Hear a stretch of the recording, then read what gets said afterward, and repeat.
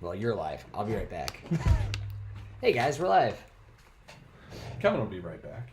It looks like we're right back. I have to finish work. Do you want to slide that up there? No, Brian, I don't want to slide that up there. I have to go clear dishes. Literally. Kevin literally came here as quick as he could when he I'm still actually technically on the clock. Yeah. It's the first time I've made money doing this podcast. Hey-o! Hey!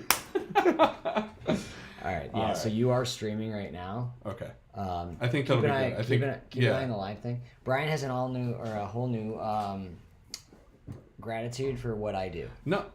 I'm glad you don't. Yes, I do. Fuck but I think it just needed a restart. Like it needed a fresh start. It's telling me too that I've gotten an upgrade ready. Ah. Yeah, that's the problem. Goddamn Apple. Always trying to upgrade you. All right, I'll be back. Oh boy. You guys enjoy. Brian, there better be a glass of whiskey waiting for me when I get back. That'll be up to you. What? So, I'm carrying the weight of this show right now. Uh-oh, here he comes. Say it to my face, motherfucker. Sure. Yeah. No, this is still going. Yeah, but this is what's starting to happen. Dropped frames per second, 40. RGXT.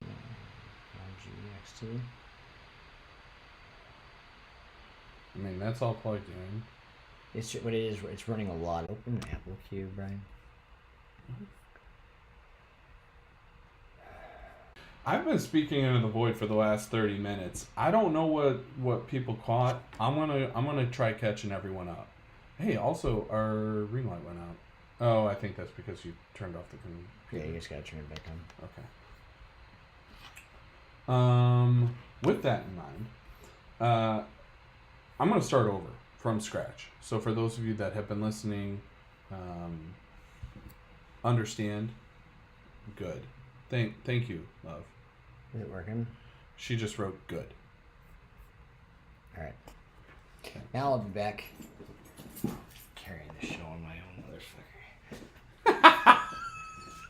Kevin, help me!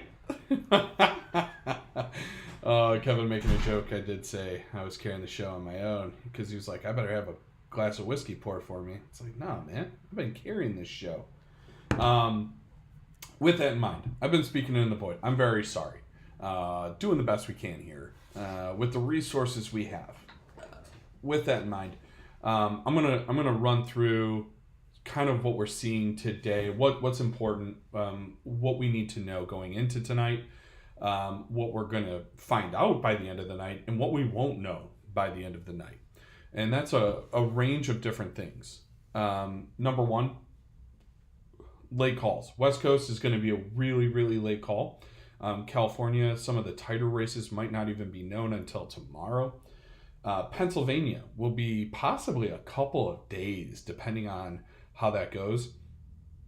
Same for Wisconsin and Arizona. One of the reasons for that is Republican legislatures have determined that it'd be best that early voting, absentee voting, mail-in voting all get placed to the side until the polls are closed. So they can't keep a running tabulation up until a certain point, which I do understand. You want to protect the integrity. You don't want early results being leaked to dissuade people from coming out to vote. But in general, what it has done has paved the path for some of the Republican administrations to, like the Trump administration in 2020, to declare victory. And then when, all the votes are tabulated and it goes the other way, it allows the candidate to dispute the integrity of the election. So it will be a very, very hotly contested few days. We won't know the entire outlook of the United States Senate, of some of these gubernatorial races. We won't know the entire picture of the House. It is expected that the House fall into a Republican control. Currently, I think it is 212 to 220-ish or something around those numbers in favor of the Democrats. It is expected that it flip the other way. And this is actually very common in midterm elections. After redistricting, stuff like that happens. Plus, it is a critique on a current administration. Usually, the midterms flip. They did with Trump in office. We saw the flip towards a Democratic House. And then we are likely to see it again in the Biden administration after tonight. It also happened in the Obama administration and the Clinton administration. I think the last time it didn't was during the first Bush administration. So a lot of, I guess you would say, leniency towards the Bush administration happened due to 9/11 and the war in Iraq and Afghanistan. We also have a lot on the ballot tonight. The most important thing, in my opinion, as both a husband and a father to a woman, is the right to reproductive health access for women. The idea of abortion rights is on the ballot. After the overturning of Roe v. Wade with the Dobbs Supreme Court case, the idea of abortion was now being left up to the states. We've already seen several states restrict access to abortion, most in very, very extreme cases, meaning even in instances of rape and incest, there is no pathway to abortion. So, for instance, Texas, I believe Ohio, Mississippi. So several states have gone very extreme with their restrictions towards abortion after the Dobbs ruling. I'm going to text my wife. How about now? I just want to make sure we're still rolling here and making sure that this is going. So I'm not speaking into the void again. I'm going to go a little bit faster than I did the first time. Thank you, Noel, for double checking that. I'm going to go a little bit faster. I think I uploaded like 10 videos at like 2 minutes a piece, and they're all choppy. So I'm really going to try and give you a quick synopsis here and just keep it rolling. Yes, I am. With that in mind, abortion rights is on the ballot because there are so many gubernatorial races. Gubernatorial meaning, hi, Trish. Glad to hear you. Yes, Rachel, we are. Is that Rachel or my mother? Glad to see some people here. Super excited. Definitely stop by, say hello. It'll be easier for me to interact with the chat when Kevin gets back. He had to go finish the event he was working. He actually stopped in and we had some issues. Yeah, sorry. I guess I downloaded 40 videos. What would happen is the frame rate would drop. Hi, Mom. The frame rate would drop and then it would basically pause that video and then restart it, but it would be a separate download. Very odd. But anyways, so these gubernatorial races, the position of governor is being decided in 36 different states, including my home state of Illinois. The idea of abortion rights being left up to the state, as the head of the executive branch, you have the power to veto any new legislation. So a lot of these restrictions are considered new legislation. So the governor of that state has the right to veto it if they feel it is not good for the constituents of the state. Some of those really, really important gubernatorial races are in some of the more heated battleground states for Senate, for presidential elections like it was in 2020, and will be for 2024. Arizona being the first one. We have Katie Hobbs, the Democrat, challenging Carrie Lake. Now, Carrie Lake is what I would say is a disciple of Donald Trump.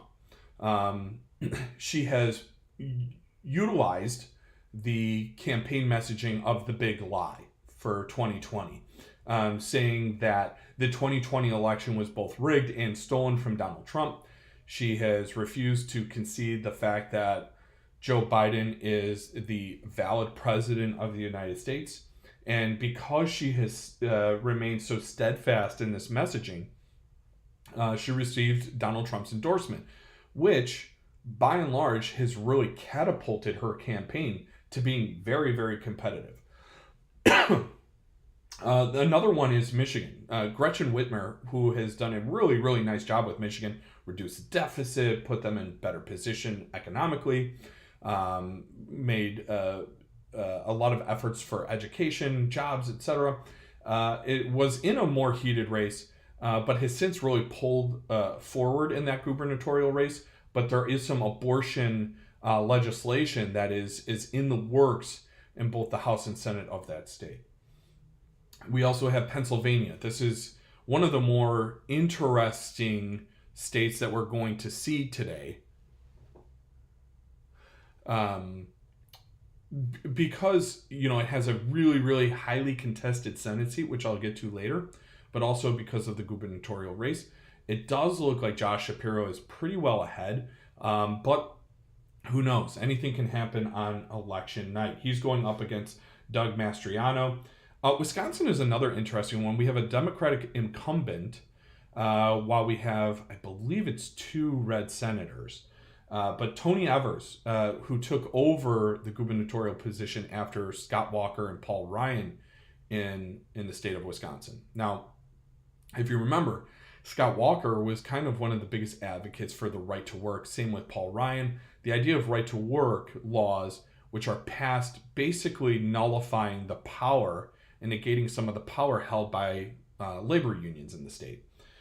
So with Tim Evers, he has 2 major areas of Wisconsin fighting for him, and then the rest of the land mass, right? So you have the Madison, where it's a little bit more liberal due to UW-Madison, and then you have the Milwaukee areas where you'll see a lot of the support for Evers come out of.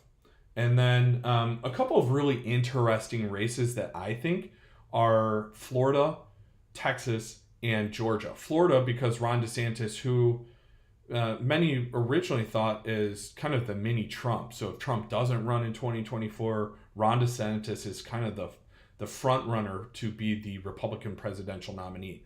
A lot of the similar mannerisms, a lot of similar policy measures, etc.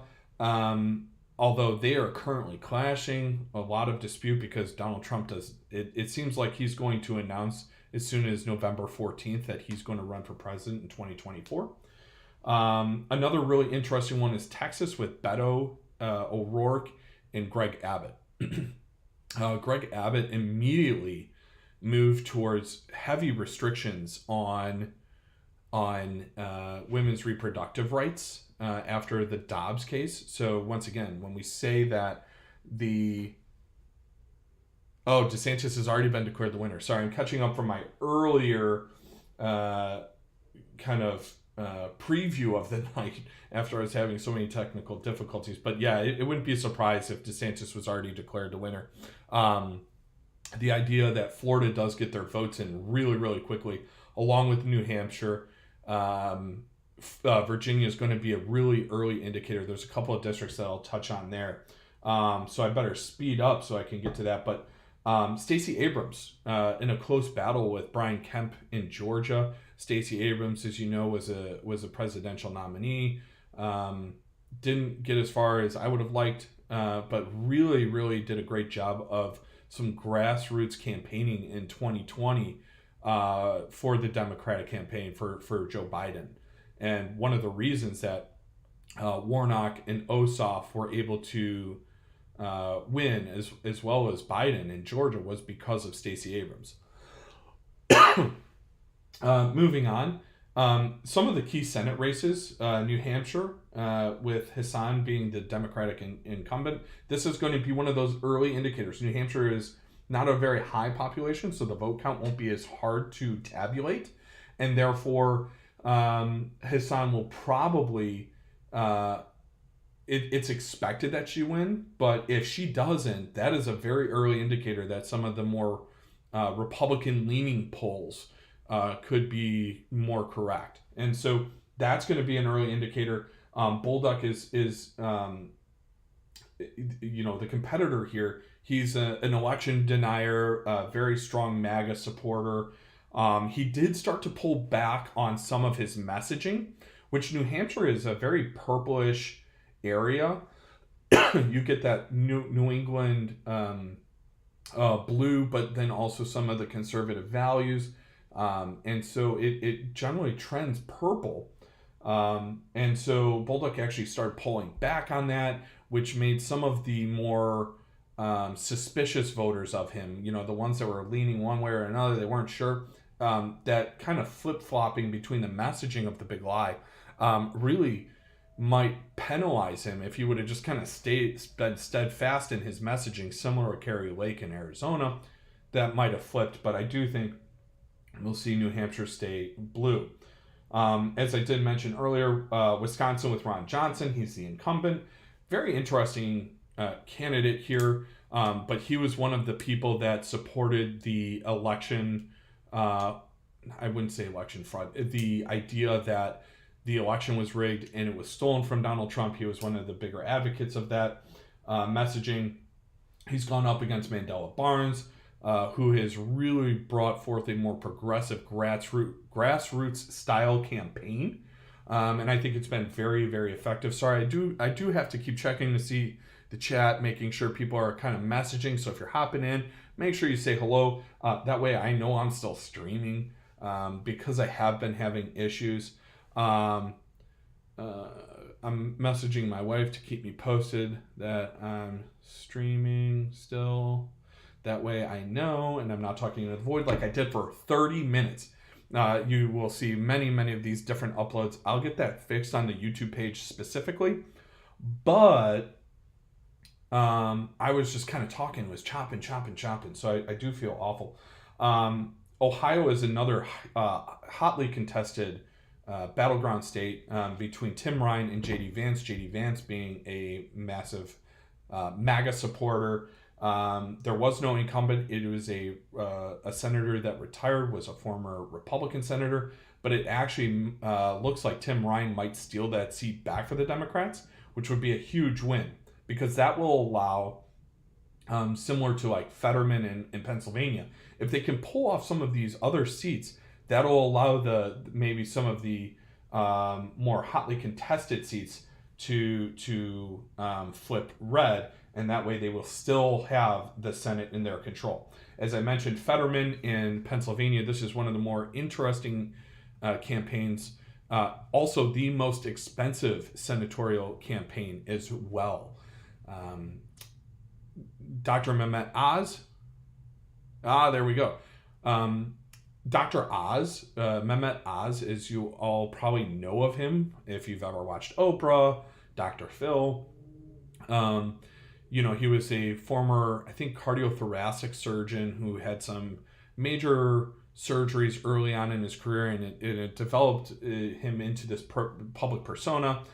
He got in trouble for, I wouldn't say got in trouble, but like definitely was peddling some pills and medical nonsense for years. And he would pop up on the Oprah show, which she actually just came out and went against him and supported John Fetterman. The problem with Fetterman's campaign is that he had a stroke, I believe in late May or early June, and that impacted his ability to communicate really well. Obviously, he has recovered extremely well from that stroke. However, sure. Yeah, come on out.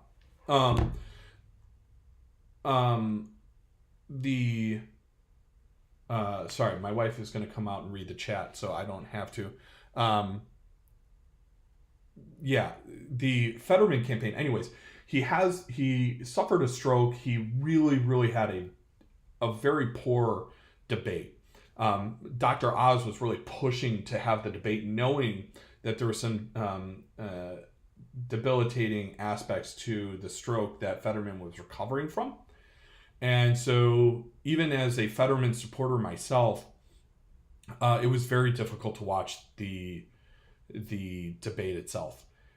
He did wrap up very well, saying how he got knocked down, and that's a sign of Pennsylvania strength, that they know how to get knocked down and get back up. Kind of bringing in that like Rocky theme that we see from Philadelphia, right? The Pennsylvania thing, like you get knocked down, you get back up. So really exciting to see that he might pull ahead.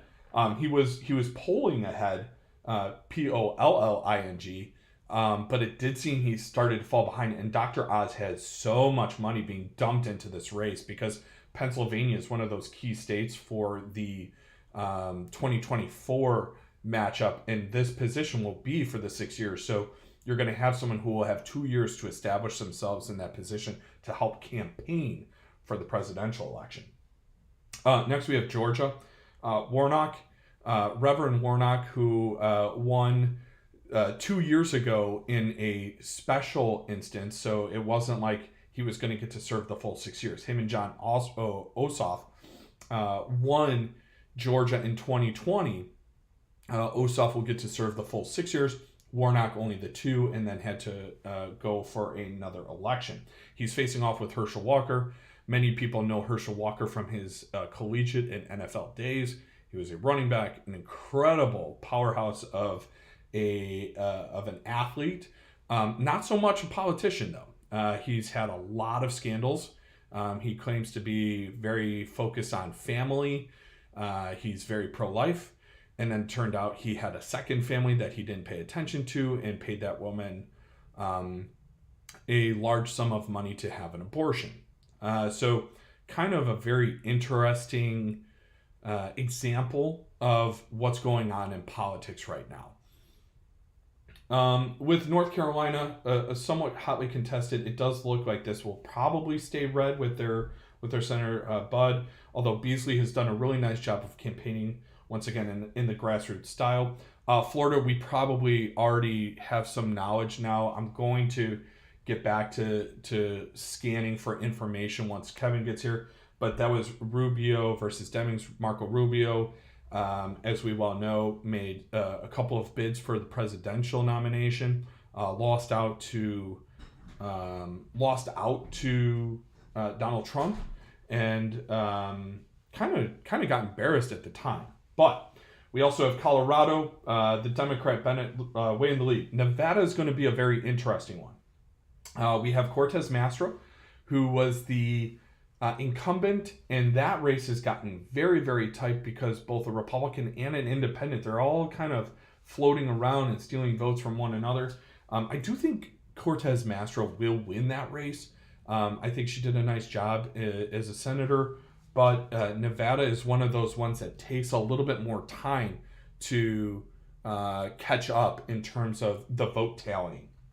And then finally, we have Arizona, another hotly contested state. It is a massive battleground state. It was one of the ones that got declared very late for the Biden administration to win. Senator Kelly is the incumbent. You probably know of him, if not as a senator. He was the wife of an Arizona politician that was actually shot in the head and survived. And he has since carried on her legacy and done a really nice job, having a positive influence on Arizona as their senator. What could be a really tight race. They are already having some issues with the voting machines. Specifically, I believe it's Maricopa County, which was a blue county. And so we're already starting to see some of the issues be raised by some of the supporters of, Kari Lake, etc., saying that there's integrity issues with their election.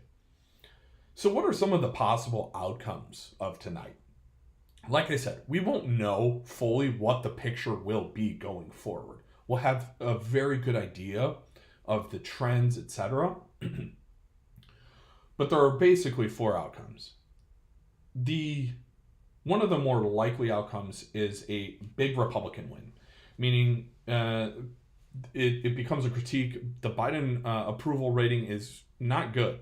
It's about where Trump's was at the end of his term, and it's only 2 years in.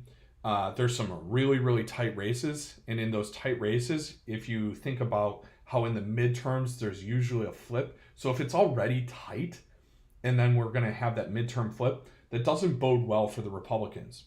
And so we have that inverse relationship that happens.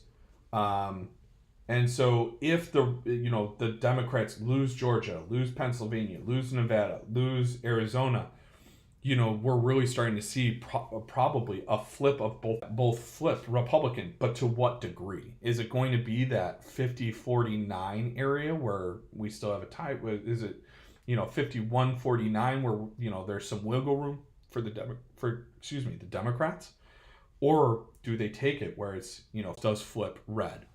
Currently, I believe it's is it 220 to 212?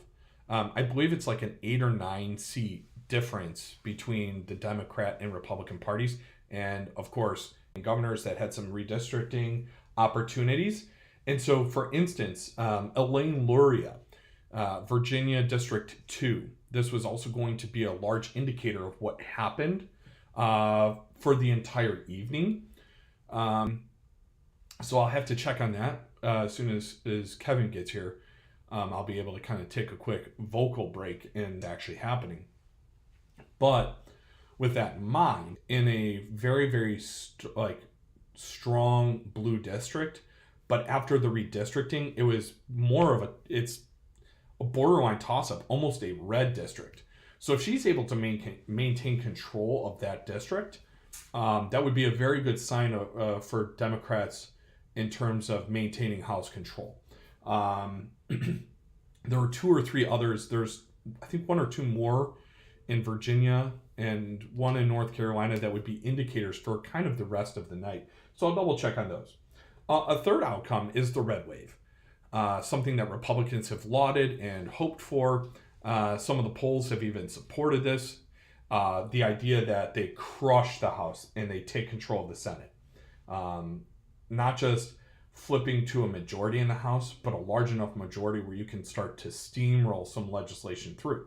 Now, even still, if they were able to steamroll legislation through, you still have Biden as the president who has the opportunity to veto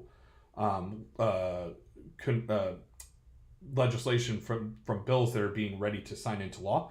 The executive has the ability to veto that law. So that's the third outcome. And then finally, there's the fourth outcome, which is the least likely to happen. And that's the blue miracle, right?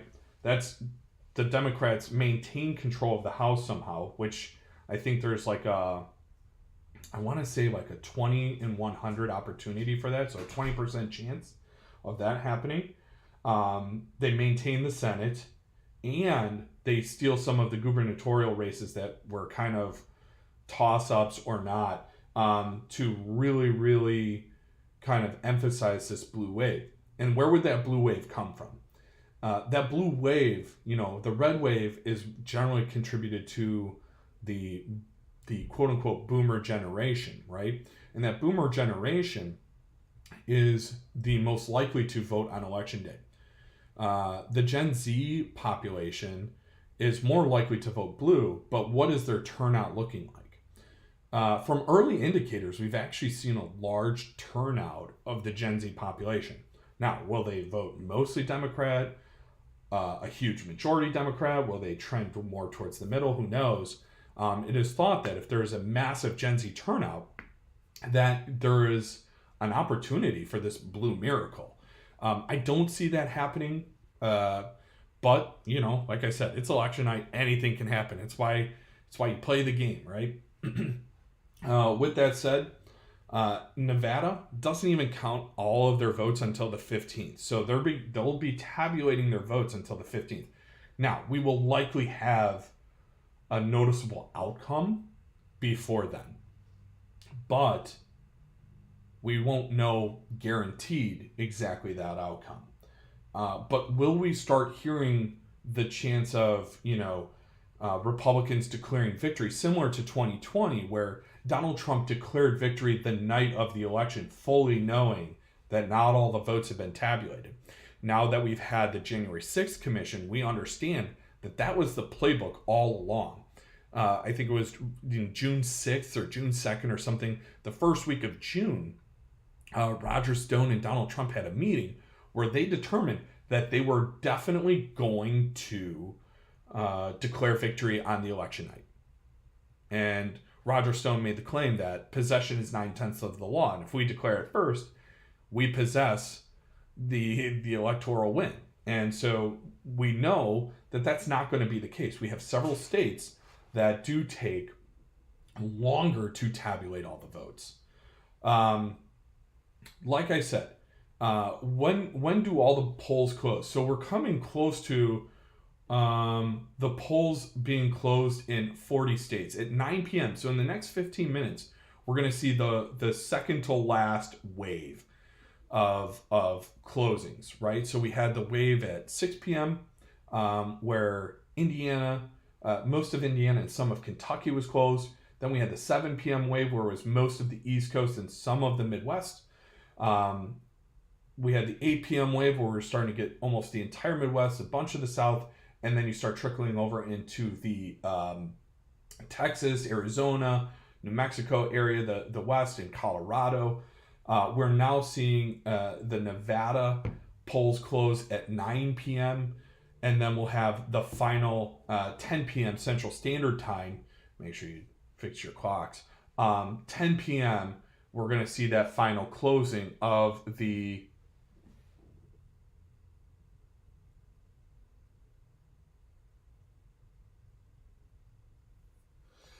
sorry, I'm checking out the chat. Lovely to see my family so engaged. I appreciate you so much. I know there might be some other people tuning in as well, especially after I've had some of the issues out on YouTube. I had some people texting me, asking me what I'm thinking about the results, and I'm like, hey, check out the live stream right now. Hopefully, for those of you on social media, post the link, let people know. But we do have the final closings at 10 p.m. That's probably about the time we also have, of course, Hawaii and most of Alaska closing around 11 p.m. Central Standard Time. We generally know how Alaska and Hawaii vote, Hawaii being more blue, Alaska being more red. For a while there, early polling showed that Alaska might flip blue, but I believe that has since kind of pulled back, and we expect it to go red. Looking at some of the results right now, Fetterman is leading right now with 29% of the votes in. I'm just going to refresh real quick. Yeah, 30% of the votes in. Fetterman is leading with a 53% lead.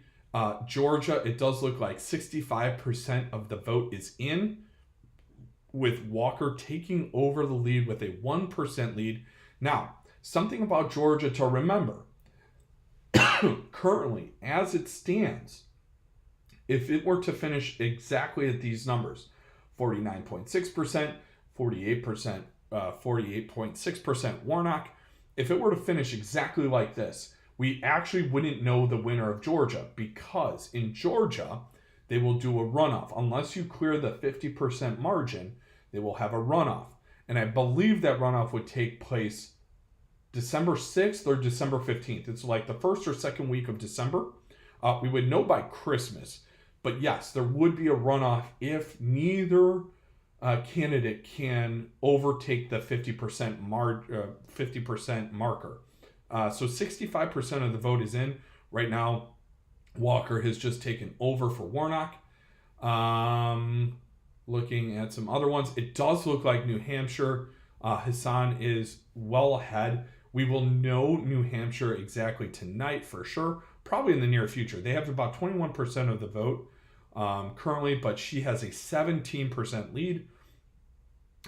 With that said, with 32% of the lead, and I did say Wisconsin would be interesting.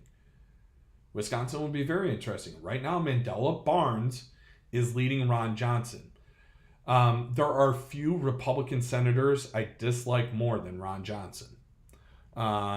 Yes, I do see some fingers crossed for the Blue Miracle. Thank you, Trisha. Awkward from Rachel. Sorry if I made something awkward. I do that from time to time.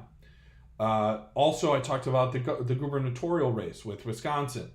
Tony Evers, 53.5% ahead of Michaels at 45.6%.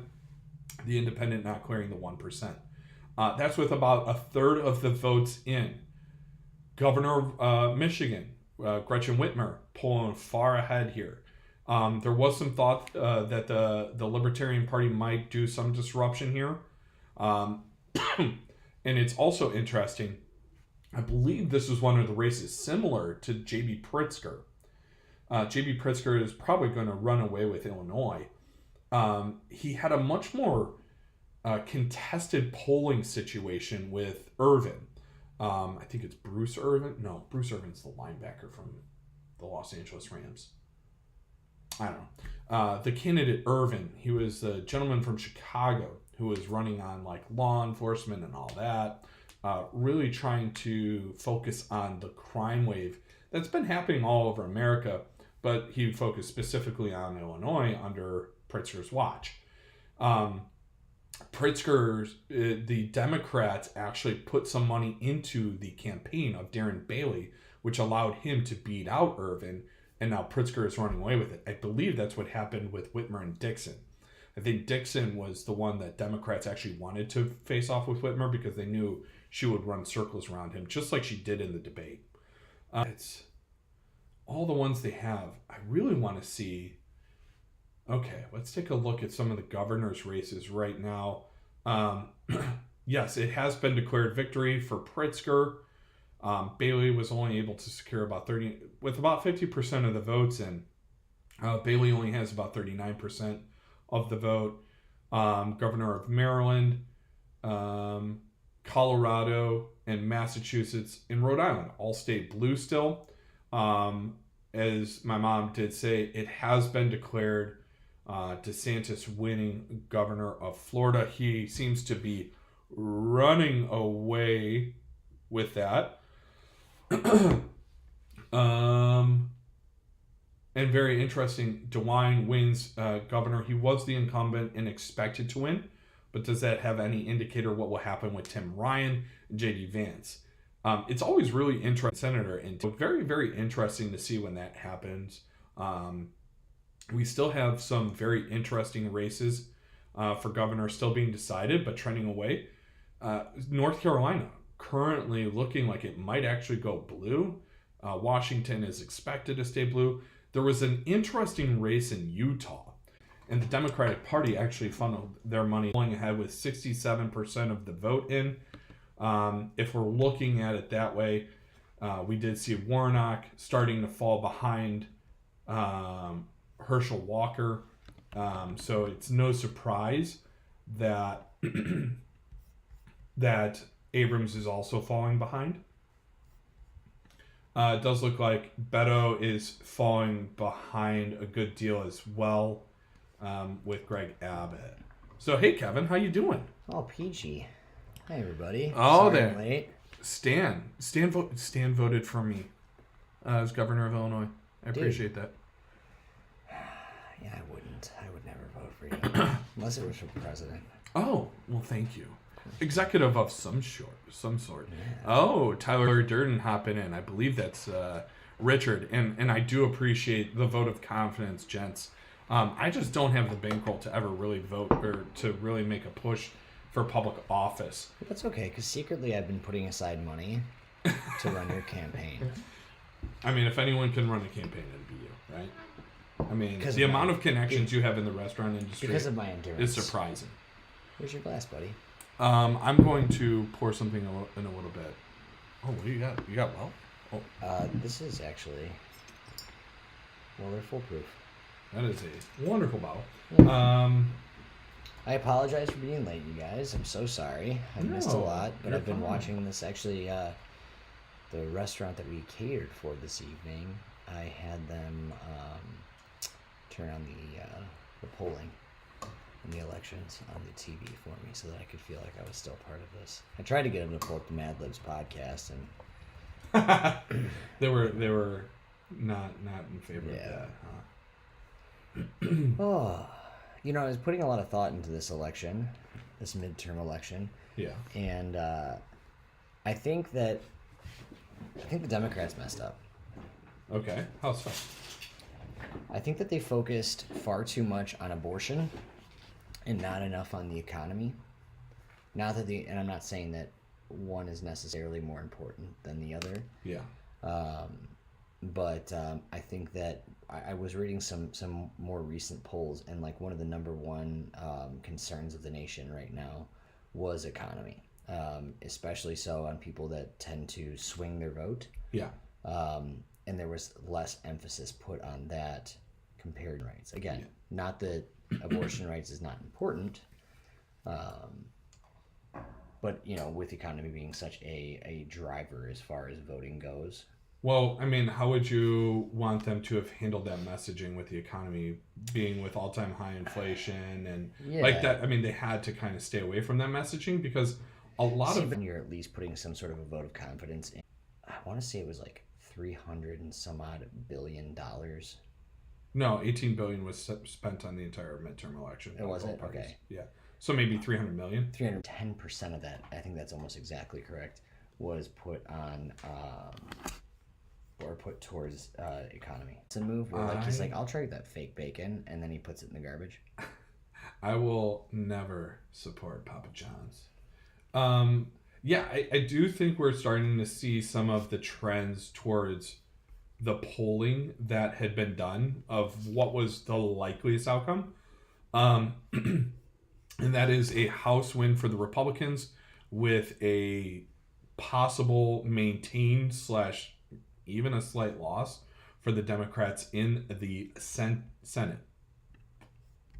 I still can't believe that Barnes is actually. Well, one thing that's really interesting too, for everybody, just keep in mind, we learned this after actually stated that the mail-in ballots, the early ballots, absentee ballots, early voting, and military ballots cannot be processed at all until after the polls fully close.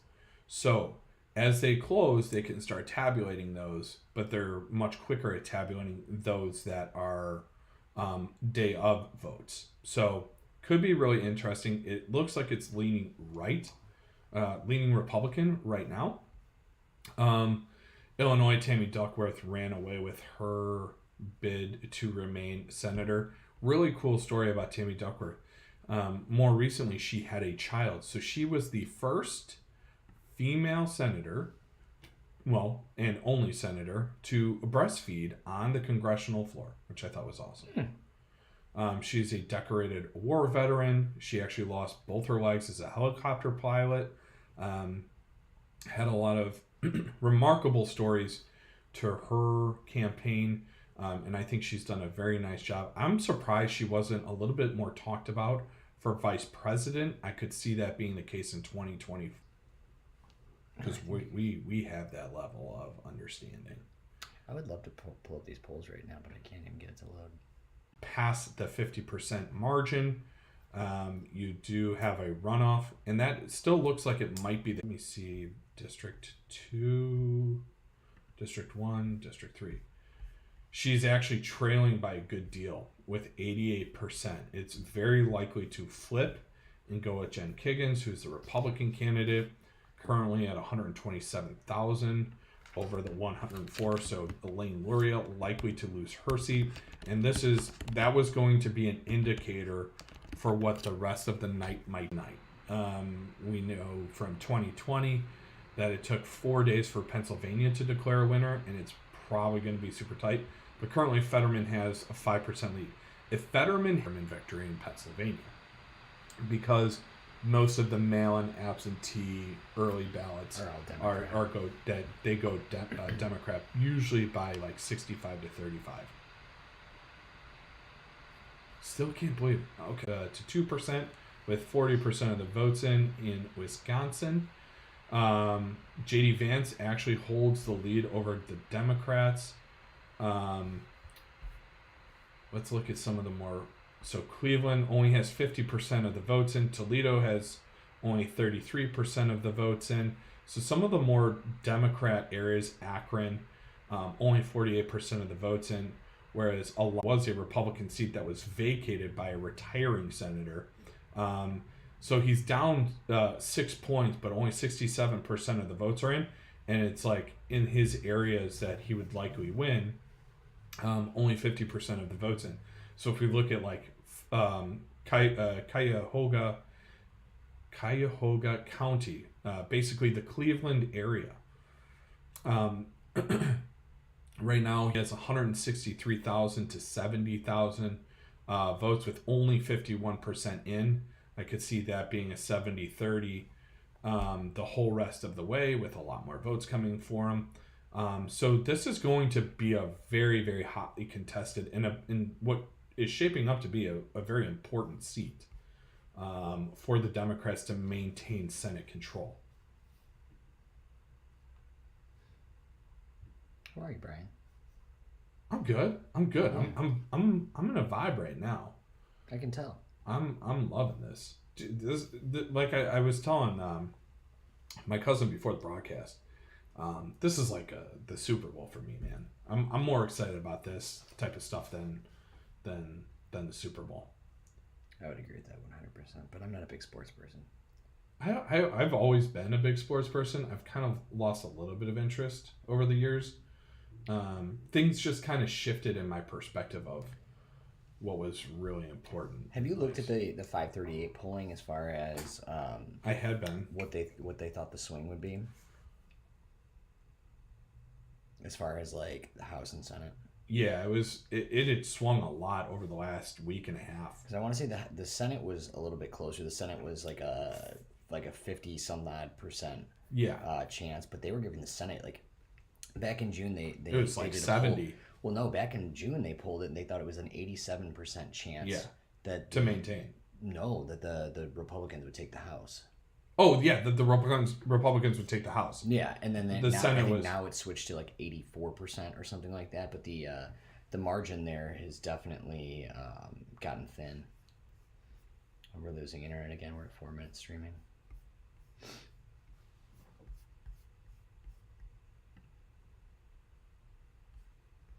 Oh, stream keeps spinning. Shit.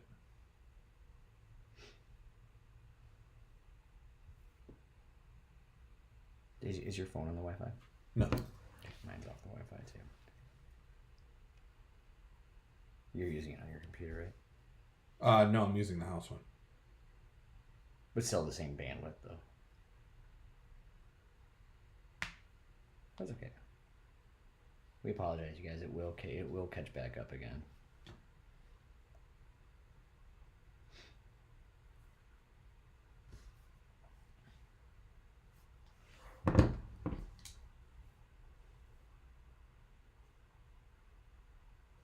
Interesting. What do you think is going to happen in the Senate? I think the Democrats maintain control, to be honest. You think so? Do you think it'll still stay kind of like razor thin as far as like 51-50? Yeah, I think I was hoping for like a 54. I don't think that'll be the case. I think Pennsylvania. I think Pennsylvania will flip and be Fetterman. I think Nevada will stay. I think Ohio might flip. Arizona will stay. Yeah. I don't think North Carolina will flip. I think North Carolina. I'm really baffled by Georgia. I cannot believe Herschel Walker might win this race.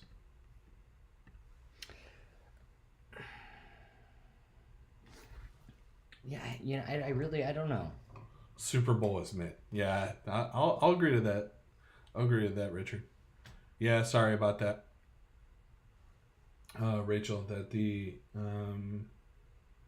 live feed has had some issues. Trisha's saying that it's good now. Okay, cool. I'm just baffled that Herschel Walker is actually competitive here. Watching him have all the scandals he did, claiming to be pro-life under all circumstances, and then it comes out that he basically paid a woman twice to get abortions, had a secret family that he completely neglected, and he's running on a pro-family agenda. I mean, if you don't have a secret family, I really just feel like you're doing something wrong. Yeah. My Fair. secret family is Brian. Oh, this is really interesting. Looking at Georgia right now, a lot of the Republican areas, well, no, Murray County, that's so small, 59%. A lot of the red counties are already 88% in, 90% in. That one's only 17%. But a lot of the major areas, like, Savannah's already 70% in. But we look at Macon County, or Macon, Georgia, which is Bibb County, which went blue. It was one of the big swings. Only has 7% of the votes in. And then we look at Atlanta with only 60 to 70% of the votes in. Some of the counties had 86%, but went Warnock. Walton County, which is in that the blue tundra, if you will, of Georgia, 0% of the votes have been reported. So very interesting. Georgia's going to be like right down the stretch. Herschel Walker's lead has decreased from 50% to 48, to 49.2 to 48.9. So 0.3% between Herschel Walker and Raphael Warnock. Usually I'm just hopeful for blue candidates in this particular election, but this is one of the most crucial ones in my opinion. I believe Herschel Walker would be very, very damaging to the people of Georgia and in the Senate. He's also suffering from CTE. He has, a condition that really causes him to lack judgment in some instances. So hearing some of the things he said has been very, very uncomfortable for me.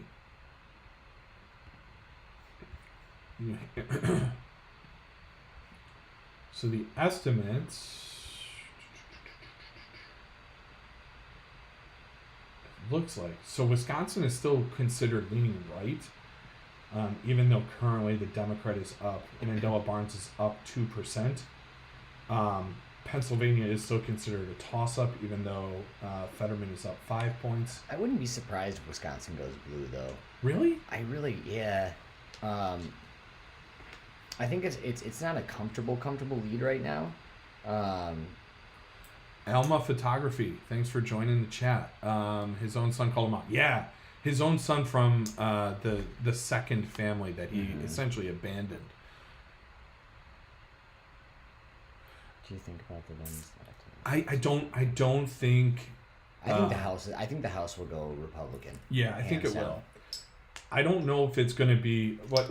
So Kevin, before you got here, I was talking about essentially the 4 outcomes.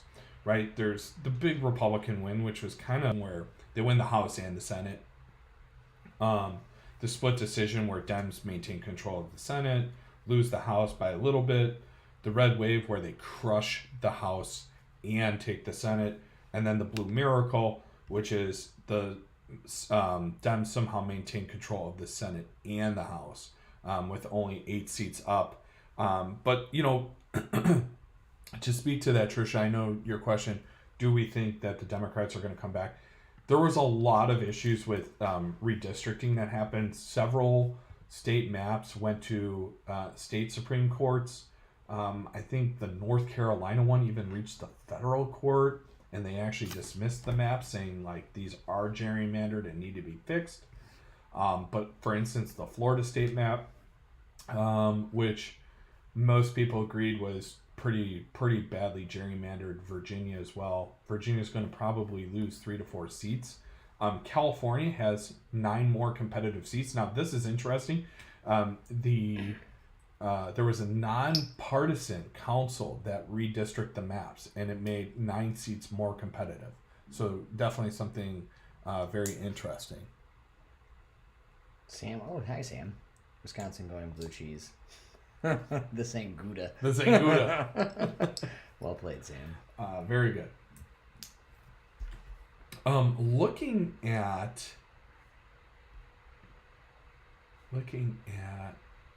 Wisconsin, as I said, Milwaukee County, very, very blue. Only 50% of the votes in, whereas 75% of the votes are in for Dane County, which is where UW-Madison is. Madison as a city is known to be very, very liberal.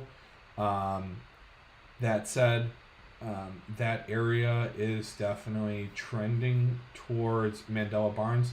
Iowa County and Sauk County are also very, very hotly contested right now. Iowa County, which is in Wisconsin, only has 8% of the votes in, so that's still very, very early. Eau Claire, only 58% of the votes in, currently trending towards Mandela Barnes, with, interestingly enough, 63% of the votes in for Mandela Barnes, way up north, almost near Duluth, Minnesota. But a lot of the surrounding rural areas trending towards Ron Johnson. Yeah, Manitowoc County.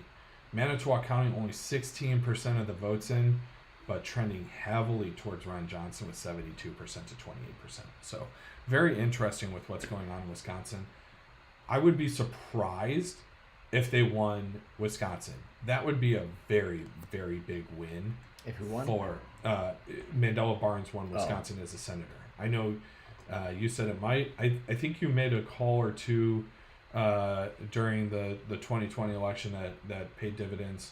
And I don't know, was Wisconsin one of them? I think you did say Wisconsin would go blue. Yeah, Wisconsin I called. I think Iowa, Indiana. Well, Iowa didn't flip. I know you called out, but okay. Indiana didn't flip either. I think you might have called Arizona as well. I think we agreed on Arizona flipping. Every once in a while, right? The House, I mean, it's really, really interesting what could happen with the House. There are so many toss-ups. Yeah, well, right now it's kind of interesting what New York Times is predicting. It's not as heavy a split as I had thought. It's calling maybe 208 for the Dems and 227 for the GOP. Basically, like they're flipping sides, because that's about what it is for right now. It's crazy how just a few years of a president being in office really changes people's thoughts and opinions on like who they should be voting for. Because you would imagine it's the independents that are switching up their votes. Yeah. Well, and you did bring that up earlier, was the independents are more likely to vote based on the economy. Yeah. Maddox says he wants to be... Oh, man. Well, hey, Maddox, it's so good to see you, buddy. Sorry I'm just on a screen and not on the baseball field with you, buddy. Maddox was one of my baseball players back in the day, and he's just a heck of a young man. And I love seeing him on some of the videos his dad sends me of him working on horses and developing skills. What a guy. But yeah, I don't know. The House, man. Yeah, the estimated seats for the Senate right now are 5149 on NY Times. For Senate, yeah. Yeah. So it's very, very close. And at that point you can work through some of that. I think if there's, the House goes that far where it's 227, I don't think that the Republican or the Democratic party in the House can really get much past, because a lot of the House representatives are live stream restart. Did it right? Yeah, it likes you more. Well, we are moving and grooving now. I am sorry that I missed out on so much, you guys. Unfortunately, with work being the way that it is, when things come up, there's not really a question of yes or no. I just have to go in. So I hope you guys have been enjoying Brian. I'm sure you have been. He is most definitely the most knowledgeable of the two of us. And, he's just a very long-winded, intelligent young man. So, I guess we basically go downhill from here. But yeah, anyways, looking at the numbers here, I think there's a couple of really, really crucial states right now that are going to play a big factor in things. But I think that one point that I will disagree with Brian on is,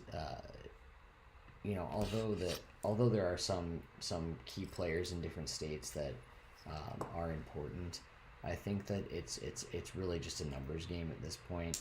I think that if both houses of Congress turn red, I think it's just bad news. And unfortunately, we'll see kind of like a halt of legislation as far as anything getting through, which is kind of a bummer.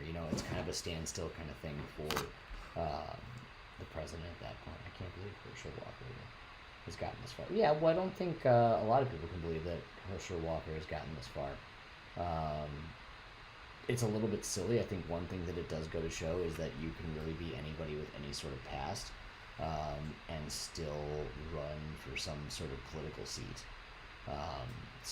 I guess that's positive news for some people out there, but kind of sad news for everybody else. I think what's really silly about that fact is that like people have allowed him to get that far, and maybe that's what you're getting at there.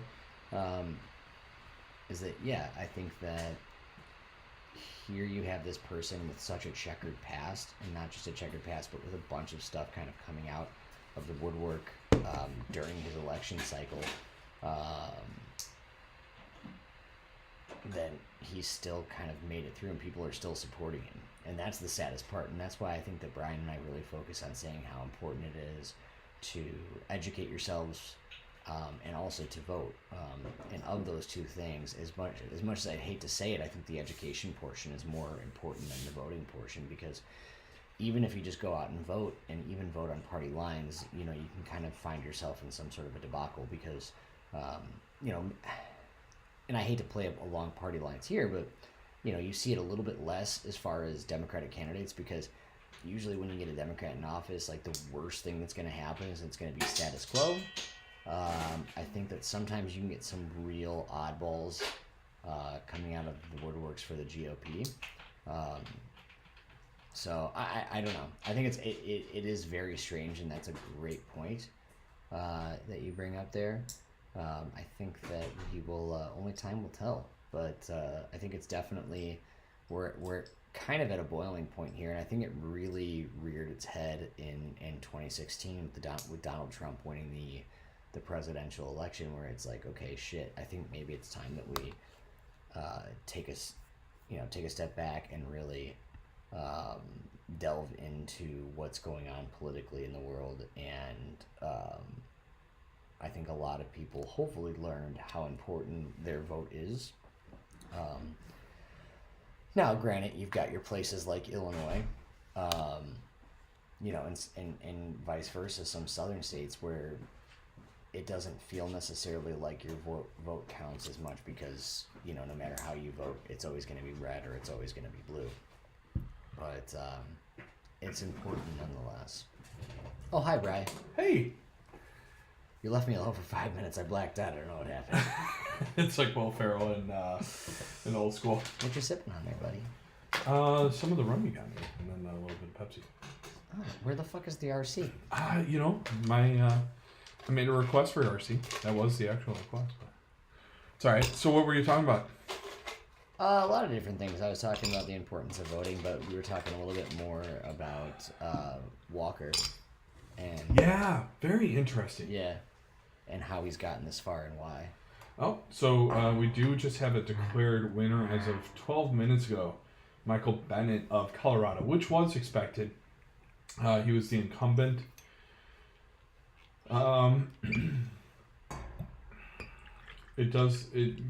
The new report from the New York Times is saying that Wisconsin Senate race is leaning towards Senator Ron Johnson.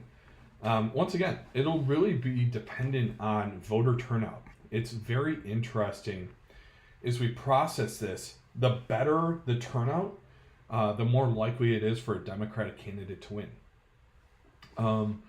That's why we also see a lot more restriction happening, especially in more red-leaning areas, specifically voter restrictions, closing of poll centers.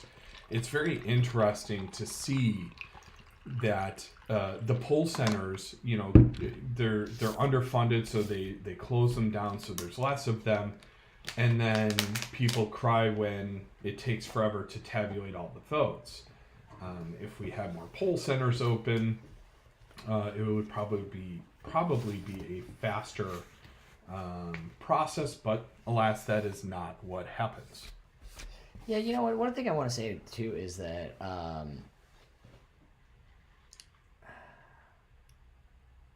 I think we could do that more if we. One thing that I don't, or two things that I don't think you should be paid for. One is jury duty, and You shouldn't be paid for it? Yeah, should not. Okay. And the second is like being a poll worker, and I'm not talking about the poll workers that Brian likes. What the fuck? It was just well played, and I couldn't say it myself there. because like you were here and there. like, you know. I've not favored I'm- that kind of poll worker since I've been married, or in a relationship, I should say. You changed Democrat when you got married? I was talking about like Republican poll workers. Oh, my bad. Yeah. What were you thinking about? Cheers, buddy. I'm waiting for Oh, you. sorry. Yeah. Oh. Yeah. No, it's okay. You basically don't get paid, in my opinion. Well, that's true too. See, I will actually disagree. I think jury duty should be a full-time position, and it should take education and training to become a juror. I would take that job. Right. In an instant. Right. I mean, someone like you. You've gone through paralegal training and education. You have a good understanding of the legal system. Then it would make sense for you to be a juror. I think that's what it should actually be, not just some random Joe Schmo off the street, which I know it's supposed to be a jury of your peers by the 7th Amendment. But I do think there's a certain level of apathy. And like when people go to become a juror, no one's like, I want to be here. I actually was summoned for jury duty and I was begging, hoping that I would get picked. Dude, and I did not. We both told this story before on the podcast, but I would absolutely, I've gone for jury duty twice. Both times I didn't get chosen.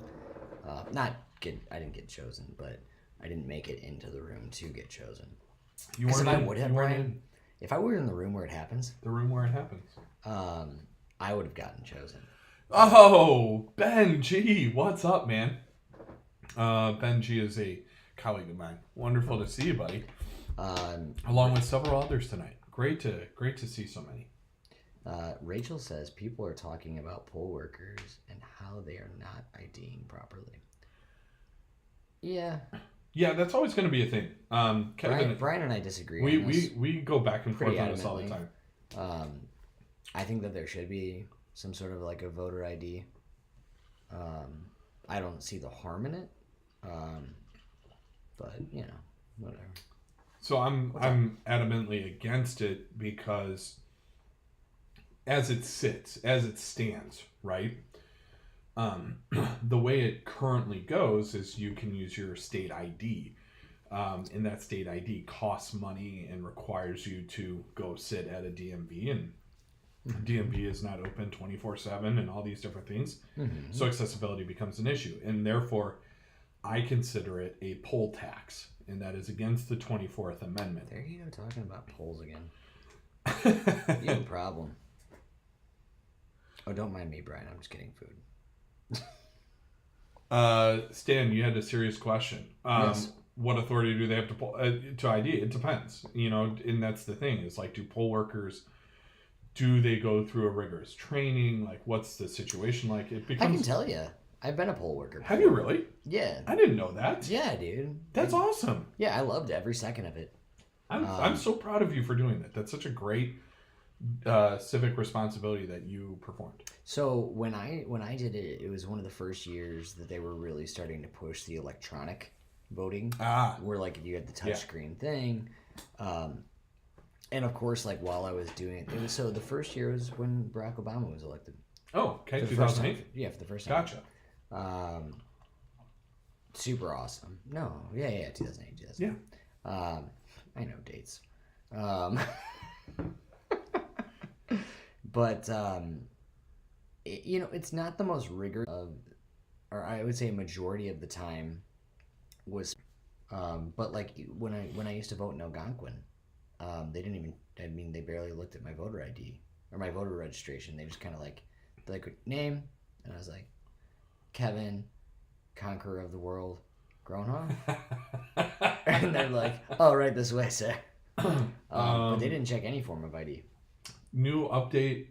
It is not declared, but the NYT analysis is putting Pennsylvania in favor of Fetterman. So it does look like Dr. Oz might be running out of time, running out of luck. Same goes for Arizona. That is no longer quite the toss-up it once was. Looking at Nevada, it hasn't even really begun being counted, as the polls are, I think, set to close for Nevada in the next 30 minutes. So those tabulations haven't even really begun. But that was supposed to be a toss-up as well. With, what's her name? Castro? Hold on. Cortez Mastro. With the incumbent. Georgia still considered a toss-up with 76% of the vote. It is leaning right. But it is going to come down to the wire. NY Times has that being at 53% likely for Herschel Walker. Goodness gracious. Yeah, strange times. Some of the major counties, though, have not been fully implemented, or I'm sorry, tabulated, I should say. A lot of the counties that are swinging Walker have been a majority tabulated. The most notable one is Gwinnett County for Warnock, which he's already up plus 25 and only 50% of the votes are in. Warnock has a huge lead in Hall County with 88% of the votes in. I mean, this is going to be tight. And then you have a lot of the rural counties where there's, 15 to 30,000 votes, all swinging heavily towards Walker, with Liberty County being one of the smaller ones that actually voted for Warnock. Jefferson County, that's a tight one as well. 98% of the votes. 60. Did you mention Bennett? I'm sorry. Bennett County?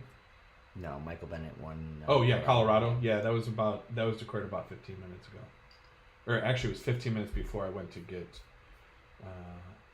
my cocktail.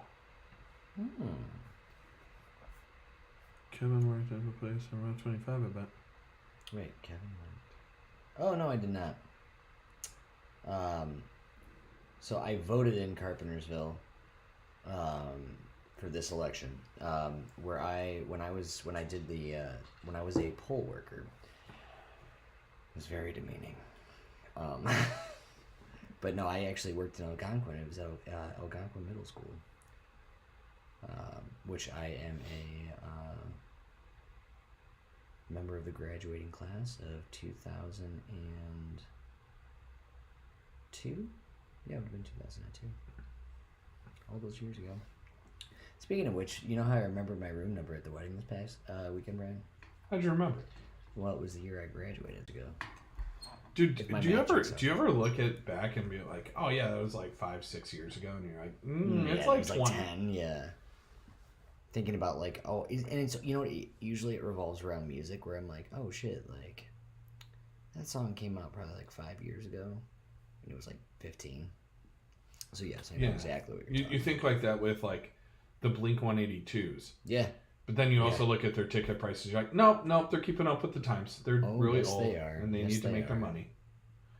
Dang, I'm really surprised that they're really leaning heavily towards Ron Johnson pulling ahead here, but he's only down 5,000 votes with only 54% of the votes in. And there's a lot of the usual red areas, like Washburn County. That is 0%. Senate's getting real tight. It's down to 49-49 with 2 toss-ups again. Yeah. I think it's going to be split. You think so? Yeah, I think Nevada goes blue.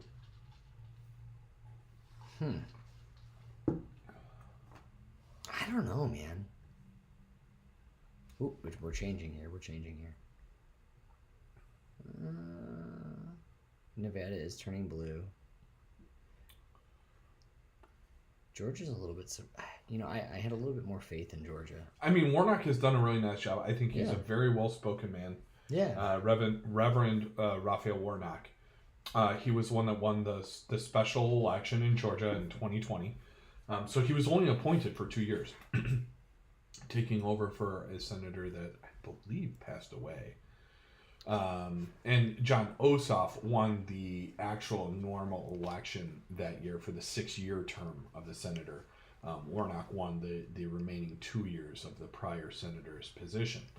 And I think he's done a really nice job. He's a very, very positive gentleman. And it's really disappointing to see that he might not remain.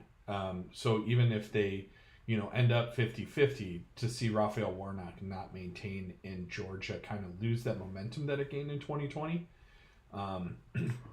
does not bode well for 2024, in my opinion. Especially if they're willing to elect someone like Herschel Walker. Yeah. It's like, what the fuck happened to you, Georgia? I think what's, there is still hope in the House race as far as, with 18 toss-ups still available. I mean, it would still be, again, you'd be talking about, razor thin as far as voting goes in the House, but...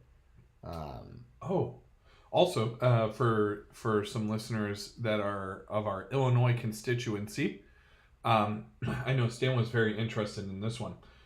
With only 34% of the polling in, it looks like Amendment 1 is likely to remain. Excuse me. Illinois Amendment 1 adds the right to collective bargaining to the state constitution. It prohibits any laws that would bar workplace contracts for requiring union membership as a condition of employment. So essentially, it was there to create more opportunities for union membership and union collective bargaining agreements to be made, which has been one of the focal points of the strength in the Illinois economy over the last few decades, was always the strength of the unions. We've also seen a lot of the struggles with the Wisconsin economy after the right to work laws passed under Scott Walker. We saw a lot of issues with classrooms, meaning teachers no longer had the right to collectively bargain, and so their wages went down. Class sizes went up. It is a much more difficult working environment for teachers now, or even before the coronavirus issues that have impacted education. It had become far more difficult to teach and coach in Wisconsin school districts than it was Illinois. And that had a lot to do with the ability of labor unions to create better classroom environments, better working conditions, better pay. Oh, bother. Where was your polling place here? Village Hall. Oh, no shit. Yeah, it's fantastic. And actually, that would be great for me when I change over my information. Oh, dude, yeah. And it was not super busy. It was like a 10-minute wait. God, in 2024, you and I can walk there together, hand in hand. Oh my God, that would be amazing. I would be so excited. It was. Oh my God, we could live stream our walk there. Yeah, but we'd have to end the stream. Shit. Better. Oh my Don't gosh. you Enough. start with me. Don't you start with me with that Papa John's bullshit. I'm actually literally because I'm starving right now because order some pizza. I'm good. No, you want some? I'll put it on mine because I get the discount. No, I don't want your discount. I get the discount. You take your discount, if Ben's still here, Ben advised me on some bets and we almost won it, but we didn't. For shame. But thanks anyways, Ben. You want I know you like Firebar. Yeah, I'm good with whatever. I'm on it, boss. I'll pay since I was late.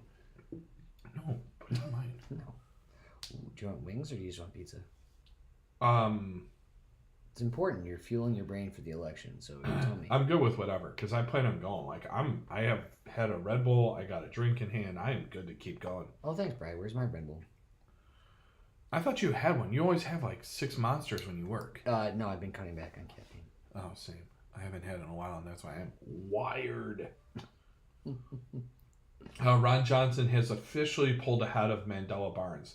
The fact that this was so closely contested is really surprising to me. But it does look like it's going to go the route of Republican. That was one of the ones that, NY Times already predicted to go red. So when we were talking about, interesting. I see that.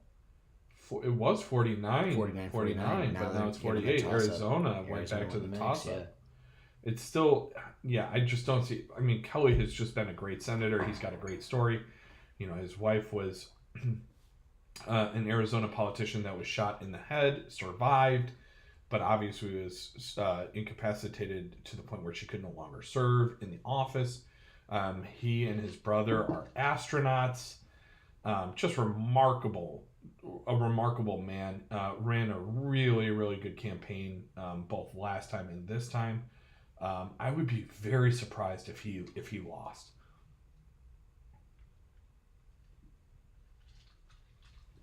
I don't, and I mean, it's still looking pretty good for him.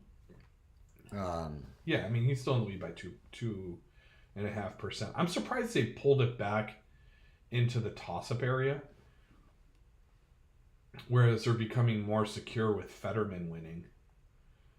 Washington has 0 votes in, but it's 91% Democrat. Same with Oregon. I wonder how that gubernatorial race is going. I talked about it a little bit at the outset of, that's going to be very, very interesting. So there are 2 offshoots here where there are not independents, but smaller party people, and Chris Henry, the progressive, is expected to actually pull off some of the votes for the incumbent Ron Wyden. And Joe Ray Perkins has gotten a shit ton of money from Phil Knight, who is the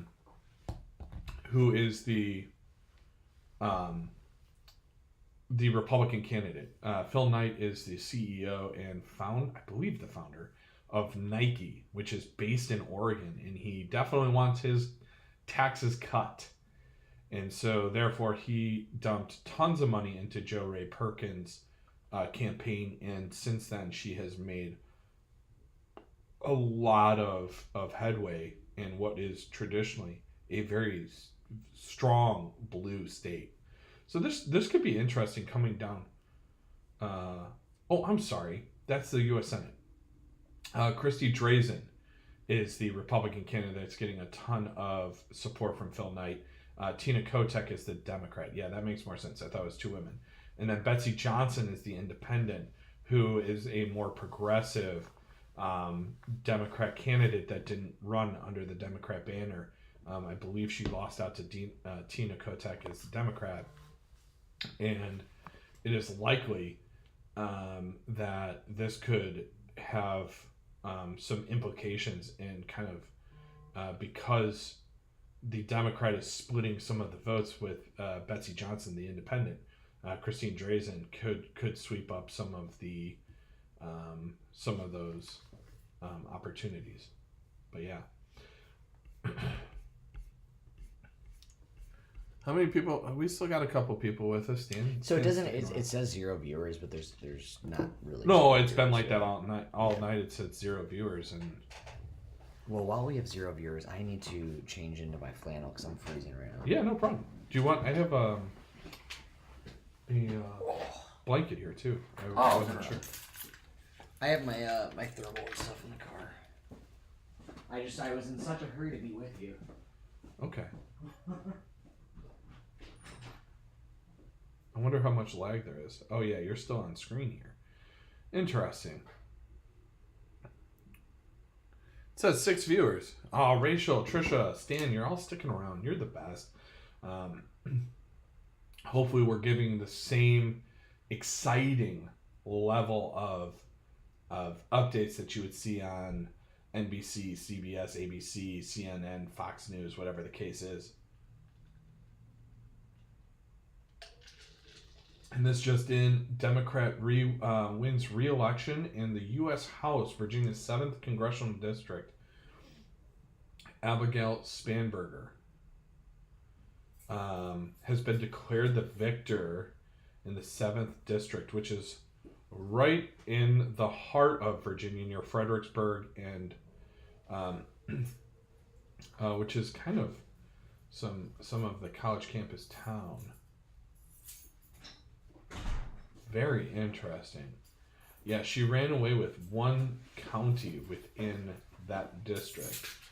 Ran away with it, but it was far and away one of the largest districts, and then she had some others.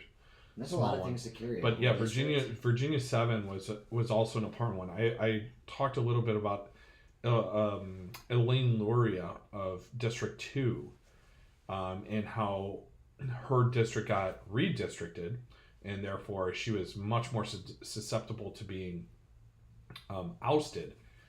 Meanwhile, this was supposed to be a very tight race. It was a very, very important race for the House election, and it turns out that a Democrat was able to maintain, which, big deal for them. Rand Paul does look like he won the U.S. Senate, but as I said at the very beginning, with abortion rights on the ballot, literally it was on the ballot in Kentucky, it did get pushed down. It looks like, oh, no, I'm sorry, I misread that.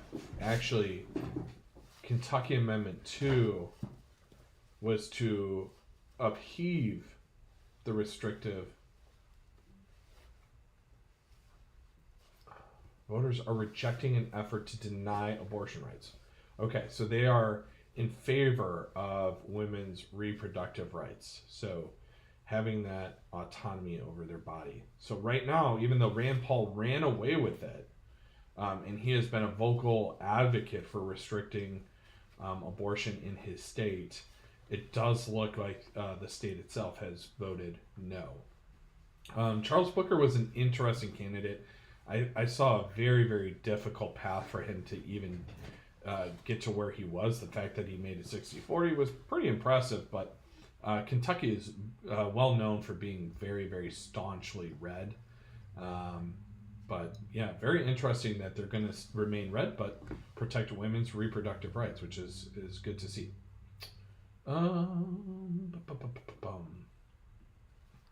It's interesting that Mark Kelly is still a toss-up, even though he's 19% ahead. They must have some districts that are like very strong red. Mojave, maybe. Where's Maricopa County? Where's that? That's one that can be very... Yeah, Maricopa is swinging blue. What? Stan wants to know why Yenny! Can I explain why I voted for Darren Bailey? I did not. You can. Oh, wait. Yenny, wonderful to see you. Yenny is one of my absolute favorite human beings in the entire world. She is one of the people that works on my team and is just a wonderful human being. So Yenny, I was just giving an update. It does look like Mark Kelly is still running away with it.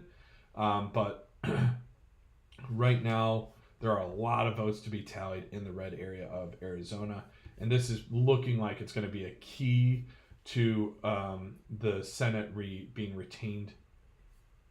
Oh, very interesting. Warnock is closing the gap, and Herschel Walker is now below the 50%. I see that, yeah. And remember, like I said, and I will keep repeating this, mail in. Not only the mail-in votes, but also the idea that if it's under 50%, there is a runoff in December. And then Chase Oliver, the libertarian who got 1.9% of the votes, you know, that might swing. That would be enough to swing it the whole distance, Yeah. right? That would put, if 1.5% of that went to Raphael Warnock, that would likely swing in you know, Warnock's favor, and he would win the runoff. That would put him at above the 50%. Yeah. And plus, you know, with these runoff situations or special elections, it energizes people. People, you know, might lose steam in some areas, which, you know, you might see some of the older crowd who trends towards the red might pull back a little bit, and therefore you would see more people kind of vote blue. So it would be interesting. Herschel Walker, I feel, if he's going to win, it has to be tonight. If he doesn't win tonight, and there is a runoff, it would be in Warnock's favor, personally. Well, I mean, the good news there is that you're talking about an hour time difference. You know what I mean? So, like, obviously all the voting is already done. Yep. It's not like we're still waiting on votes to come in. Right now, we're just tallying and counting. Yep. Very true. So, I mean, I would say that's looking promising. Like how the first thing that came up was Kenya.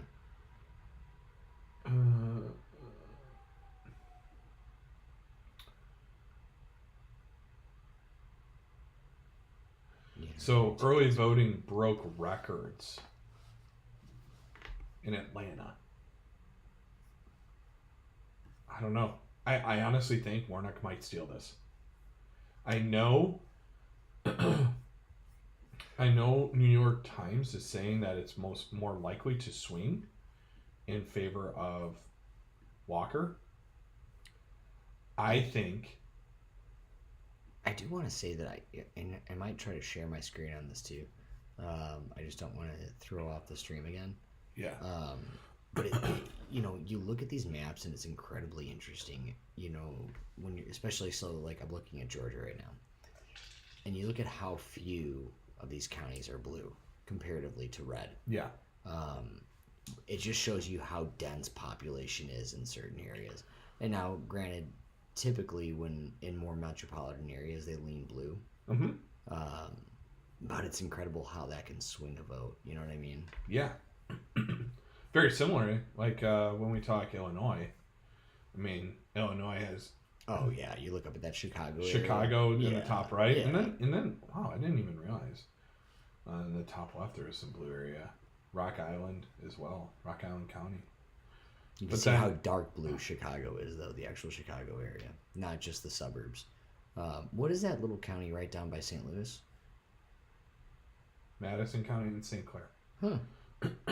Well, that's St. Duck- Louis, that's you're Duck- getting that's some of Duckworth. the metropolitan area Right. as well. Yeah, and that is Tammy Duckworth, who is just. I don't understand how anyone voted against her, but she ran away with it by over 500,000 votes, so 16 points in her area. Arizona's looking really good for Kelly, too. I mean, Masters is at 40%. Wow. Wait, what were you saying? I'm sorry, I'm looking at Arizona now. Yeah, I'm surprised this is not trending more favorably for Mark Kelly, both as the incumbent historic. Blake Masters doesn't really. I mean, I will say this: Blake Masters was definitely towards the MAGA part of the Republican Party, which is doing okay. Only 47% of the votes are in. Wow, 2% for the Libertarian. Not bad. Yeah. Not great for either party. No, Yes, I would definitely say. not. Yeah. 2.2% between Herschel Walker and Raphael Warnock. It's getting Walker has really now fallen to intense. 49.1. I'm telling you, man. That's my water. Maybe I shouldn't have any more of this talk. Or maybe I should live stream mine and your dirty dancing moves. And what is Oh boy. It does How look are like things looking in Georgia? Marjorie Taylor Greene is going to run away. It's been declared a victory for her over Marcus Flowers. It's too bad. Well, it is interesting. Did you hear she was being floated around as the vice presidential candidate for Donald Trump? I mean, that's a terrible choice. When I look at people like Marjorie Taylor Greene and Boebert from Colorado, now I'm a big believer in concealed carry. I'm a believer in the Second Amendment. We've talked about this before. You can go back and look at our podcasts. With lots and lots of restrictions and education as well. But when I see Boebert and Marjorie Taylor Greene, I'm just like, you know, fuck it. Take away guns and take away concealed carry. I don't trust these people. Well, did you see that Marjorie Taylor Greene had the she had the campaign messaging where she was shooting a 50 caliber gun, like a machine, like not a machine gun, but a 50 caliber gun. I did not see it. It was at it was at a car. Hold on, I'll take a look at this. With the words Democratic Party on it. And then she was going to give it away to one of her voters. You said that's Marjorie Taylor Greene? Yeah. That's the and so when we talk about radicals, like AOC and Bernie Sanders are radicals of the left. Like, they're fighting for universal health care. Like, yeah, they're so radical. They want to make sure that no one goes bankrupt from having a medical procedure. Yes, it would be entertaining. Oh, here it is. Here it is. Let me make sure my sound is off here. Well, I guess it doesn't matter. QAnon cocaine con. Oh, this is against her. It's 2 years ago. Yeah. Is it an old video where she's doing it? Yeah. It's a nice gun. Yeah, if you're playing Metal Gear Solid. Completely unnecessary. Like, why would you be holding a gun? And, you know, based on the way that she's holding the gun, too, and this is like, all right, you don't hold a lot of guns. Right now, Lauren Boebert. Oh, his son, the Democrat from New Hampshire, has been declared victory. Nice. Declared victor. God, Nevada hasn't even begun counting. Oh, this is really good. Governor of Arizona, Katie Hobbs, is leading Carrie Lake. Carrie Lake, I filled in the listeners earlier, but for those of you who have joined more recently, Carrie Lake is a major MAGA supporter, election denier, endorsed candidate, and yeah, Trisha, my sister, and Yenny both agreeing that people are just sick of Marjorie Taylor Greene. Yeah. Big agree here. Yeah. I mean, it's really not surprising that you don't have all of the votes counted out on the West Coast, especially because, I mean, we're talking about, 2-hour time difference. So, in some spots voting, just here to spend time with you. I don't even know what politics are. Oh, J.B. Pritzker won Illinois. Yeah. That was declared before it was even like halfway tallied. Yeah. Well, Rachel mentions it. Oh, did she? So I just wanted to, Oh, yeah. And like I said, Amendment 1. Not obvi. Oh, yeah. Yes. I think it was like 40% of the ballots counted, and they already declared it that it would likely pass because the majority of the remaining areas, which is great for unions in the state of Illinois. Wisconsin is remaining surprisingly close. Mm-hmm. Barnes is only 2 percentage points behind Johnson. Yeah, but if he's fallen 2%, like I just don't see it. Yeah, but I mean, only 64% of the votes are in, so I mean, we'll see, I suppose. Right now, Boebert is actually still behind Adam Frisch in Colorado District. She's beating Kane right now, 54-46 with 73% of the vote. It does look like she's going to win. She also is the incumbent in a more blue it's a purple area for sure, Yeah. but it generally trends a little bit more towards the blue of the purple side. I voted for her.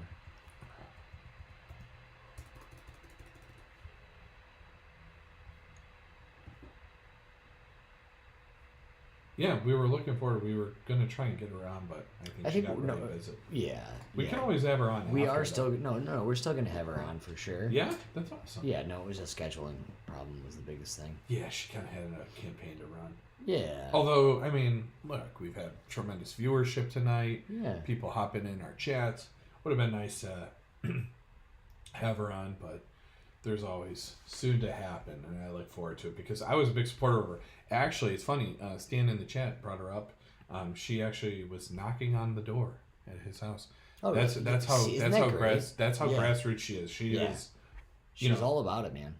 She's the incumbent. And I'm just gonna tell you right now, as somebody who so I worked an event for her at the restaurant, and she's just like the most kind individual that you'll ever run into. I would like to see her pursue higher. I think she will. Yeah, you think she might go for a House of Rep? I think it could definitely happen for sure. Ooh, yeah. Oh, Sorry, I'm still looking at. I'm looking at Georgia right now. California District 47, Katie Porter. She is one of my heroes. Really? I absolutely love Katie Porter. She's the one that brings the whiteboard and, has people testify before Congress and just pharmaceutical CEOs, and she just absolutely destroys them. She's like, how much do you think you contributed to R&D? And it's Listen, Rachel, $1,000. Rachel, don't comment on my yawning, okay? Kevin needs a Red Bull. Yes, I know. Actually, hold on. I think we have Bob Ross energy drink. What? Yeah, I'm gonna go get it. All right, I'll drink that. Yeah. Hold on. Yeah, both of my my bigger boys were up super early this morning, which is funny because my oldest was actually off school today. So I thought for sure that there would be some sleeping in, and that never happened. And then I had to run errands for the restaurant. So, Rachel, F off. Yeah, I thought they had some bluegrass roots. Bit surprised in Georgia going red. Georgia is not, it's not totally said and done yet. I mean, I think it's still kind of looking pretty good, especially because Walker is under that 50% mark, like Brian was saying. And, it is edging slightly closer for Warnock. So I think that we'll see. And I do think that if it went to runoff election, I think you would see that 2% probably tend towards Warnock. But, it's climbing here pretty steadily. So we'll see how that goes. Oh, hi, Bob Ross. Oh, my God. Who makes this energy drink? My wife found them. She drank 3 out of the 4, so. Okay, and she's not dead, so that's cool. She's all right. All right, Bob Ross. Let's see what you're all about.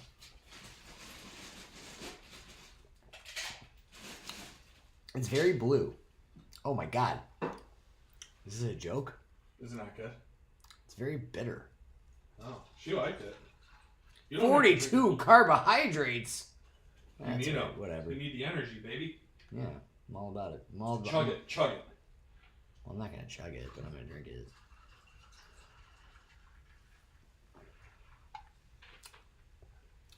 It tastes like what Bob Ross's hairspray probably tastes like. I mean, he had to have some hairspray up in that fro. No way. You don't think so? No, he was all natural. El natural. Yeah, definitely drink it. Whatever, fuck it. Oh, look at you go, big dog. Number 2. Actually, I only finished about half. We were talking about Georgia. Okay. Big update? No, nothing huge as of yet. Rachel was just saying she was a bit surprised it was going red. Yeah. I'm right there with you. But you know what though? Here's the thing though. It is staying so close right now. I would not be surprised to see it go slightly more blue. Tracking the most competitive districts. Okay. Each party needs to win a share of the most competitive districts for House control. The win targets below are based on what each party needs for control after accounting for the races already expected to win most easily. The Democrats need 46. The Republicans need 19. The Democrats have 4. So they have 42 left. The Republicans have 1. So they need 18 more. That does not bode well. Ooh. Oh, the live forecast is only leaning, and it's actually gone down a little bit. It's more. It was. No, it actually that's went, gone up it's for gone the up for the Republicans. Republicans. Okay. Because it was verging at 218, I believe. Yeah. What's the Senate? The Senate's starting to lean more blue now. Interesting. It's now estimated to be 50-50. They've declared the victory for Padilla already. 9% of the votes. That's what it says. 9% of the votes. I know, that's what I'm saying. It's crazy. Alex Padilla's already declared the victor. Oh, nice. Oh, look at that margin. But he was 729,000 to he's 502,000. he's the victor, and they probably already tallied. Well, I mean, the one county. Are there any areas in? Oh, a lot. Yeah. Yeah, in terms of the House, California is very, very